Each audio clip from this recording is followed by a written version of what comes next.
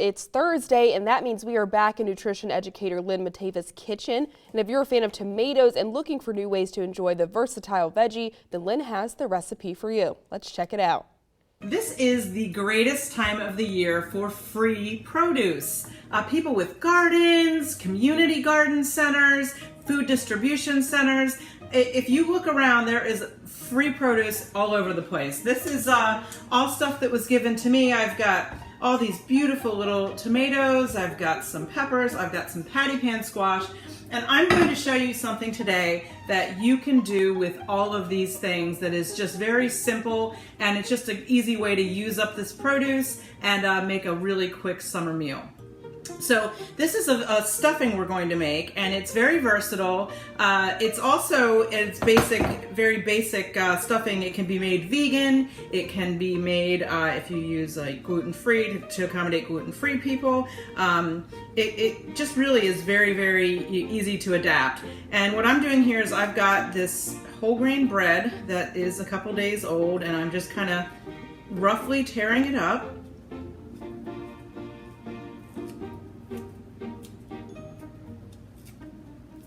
I think what's so great about summer food is it doesn't have to be perfect. Cooking in general doesn't have to be perfect.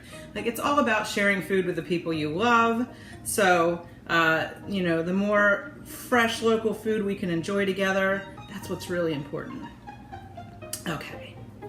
And then to that, I'm going to add some chopped up, pureed, I pureed them a little, tomatoes, but they're just fresh summer tomatoes. And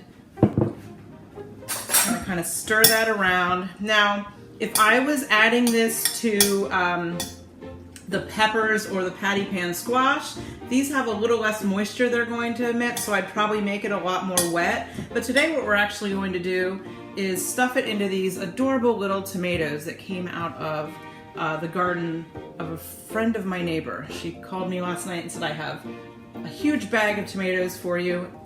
Perfect timing. So I've just added a little tomato in there. You can do a pinch of salt if you want. A little turn of pepper. And then I put some fresh herbs. This is actually my great-grandma Jenny's recipe. And this is something that she would have used, to feed the flock when she had lots of kids at home. But Grandma Jenny has been gone since I was a toddler, and this is still a recipe that everyone in my family makes.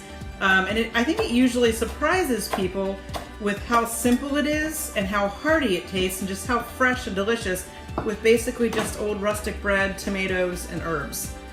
And what we typically do is stuff it in these peppers in my family. But again, today we're going to stuff it into tomatoes. Now, to this stuffing, you could go crazy. You could add a little bit of freshly grated Parmesan. I'm actually going to add some olives today. You could do the Italian thing and sneak in some chopped up anchovies. I think if you wanted to make this a more substantial meal, you could actually put in some canned tuna would be good. And you could stir that in there. It'd be great with these olives and the fresh tomato. And I put some basil in there. In our family, you either put basil or oregano, but not both at the same time. And I usually, for the peppers, use oregano, but we're going to use the basil today because I think basil and tomatoes are so good together. And then all I'm doing is just roughly cutting the core out of this tomato. Don't need to waste any of this. We can chop this up and throw this into our mix. And then it's as simple as putting it in tomato, and we can just line these up in the pan and do several of them. It only takes a few minutes to throw this whole summer meal together.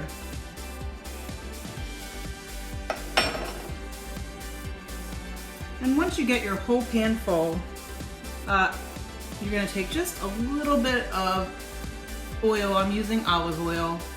And just drizzle it a little bit over everything. We don't want it to stick to the pan, and plus this kind of helps make the bread nice and crispy and gives it a great flavor at the top. And then we pop these in the oven about 375 degrees for 20 minutes.